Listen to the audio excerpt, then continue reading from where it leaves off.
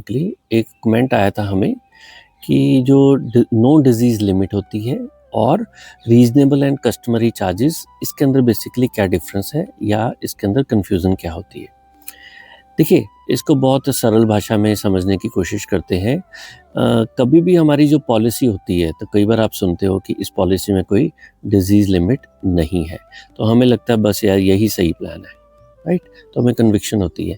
But बाद में हमें जब किसी पर्सन का क्लेम आता है, तो उस टाइम पे एक नई चीज़ सुनने को मिलती है कि भई रीज़नेबल एंड कस्टमरी चार्जेस के अनुसार कुछ कटौती हुई है, कुछ पैसे कटे हैं।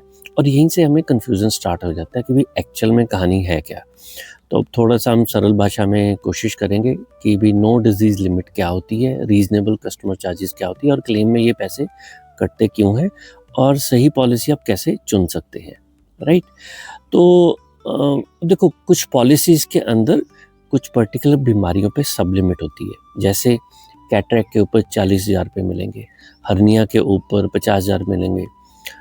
लेकिन अगर इस पॉलिसी में लिखा हुआ है कि नो डिजीज सब लिमिट, तो इसका मतलब क्या हुआ?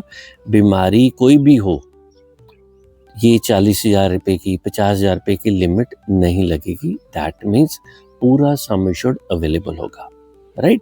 तो इंडिया में रफली 90% पॉलिसीज में आज की डेट में, चाहे लिखा हो या ना लिखा हो, तो उसमें कोई स्पेसिफिक पॉलिसी की लिमिट या बीमारी के ऊपर लिमिट नहीं होती। ठीक है? सुनने में तो बड़ा अच्छा लगता है राइट? लेकिन कहानी यहाँ पे ख़त्म नहीं होती। हम इसको आगे डिस्कस करेंगे।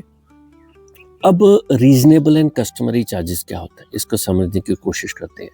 तो इंश्योरेंस कंपनी बोले कि अगर आपके शहर में इस बीमारी की हम कोई भी ट्रीटमेंट करेंगे, तो उसकी एवरेज कॉस्ट ये है, हम यही पे करेंगे।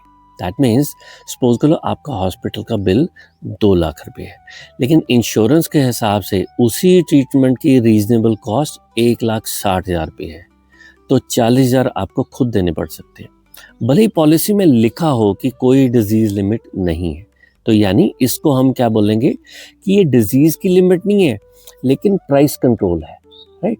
तो क्यों होता है? जब आप किसी कंपनी का हॉस्पिटल के साथ टाई अप होता है, तो उनका एक एमओयू साइन होता है, जिसके अंदर उन्होंने रीजनेबल एंड कस्टमरी के हिसाब से एक पैकेज डिसाइड किया होता है कि हम इस बीमारी का इतना ही पैसा देंगे। तो इस पॉइंट के ऊपर कई बार आप जब क्लेम के लिए चले जाते हो